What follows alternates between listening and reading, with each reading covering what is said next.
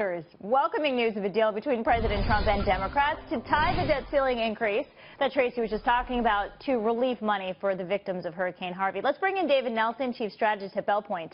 David, are you surprised by that deal and how it's going to affect the rest of the Trump agenda? You were surprised. I was surprised, but I think the president, he wants to get something done. And with the missteps that we've had earlier in the year, especially starting with health care, he decided to go over to the Democrats, and he listened to what Nancy Pelosi and Chuck Schumer had to say. He decided to make a bipartisan deal, and it's probably a smart step for the president, because I think what the Republicans were trying to do was swing for the fences with an 18-month deal. They were likely to accept a 6-month deal. I don't think the couple of months really makes that much of a difference. The markets obviously like that, and we could see more like this in the future. The markets are going to love tax reform. Should we get it? And many people say it's not priced into these tremendous gains we've seen since the election, quite honestly. Do you think this he's reached out to the Democrats. Do you think that improves his chances of getting tax reform or at least a tax cut done? It probably improves the chances. My problem is that the window's pretty tight. I think what they're trying to do is get some kind of tax reform, comprehensive tax reform package done by January. That's pretty tough because it's not a lot of time, so we're likely to do this incrementally. We'll probably start off with a corporate rate cut. But then we're coming up to the 2018 election cycle. It's going to be pretty tough. Yeah, I know. Well, Goldman Sachs CEO Lloyd Blankfein said something yesterday.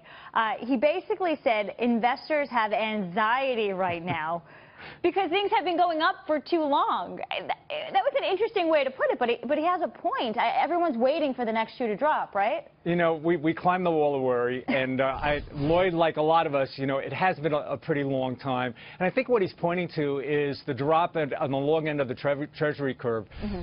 10-year yields right now are pushing towards 2%, and that's usually an ominous sign. But I think there's another dynamic going on here. I think OPEC, as a cartel-like structure, able to dictate energy prices, that's really put a lid on inflation because that's effectively dead. OPEC is gone. And technology here in the United States has increased dramatically supply, and energy touches everything, and it's helped reduce inflation not just here but around the world. Yeah, oil prices this morning, $49.20, up a bit.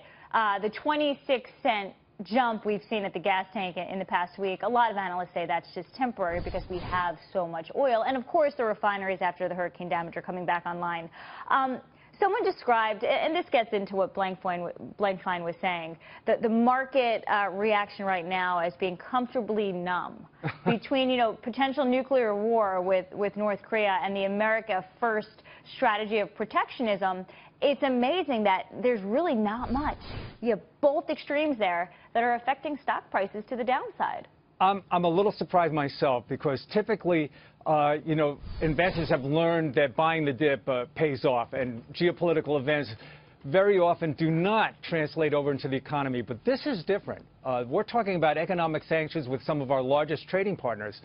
That could ultimately affect the earnings of a company like Apple, who sells iPhones to China. So we'll have to see how this plays out, but the VIX is pretty low. Right. Okay, so North Korea could absolutely, and it has affected the markets. Okay, David, thank you so much for your perspective. Thanks for having me. See you soon.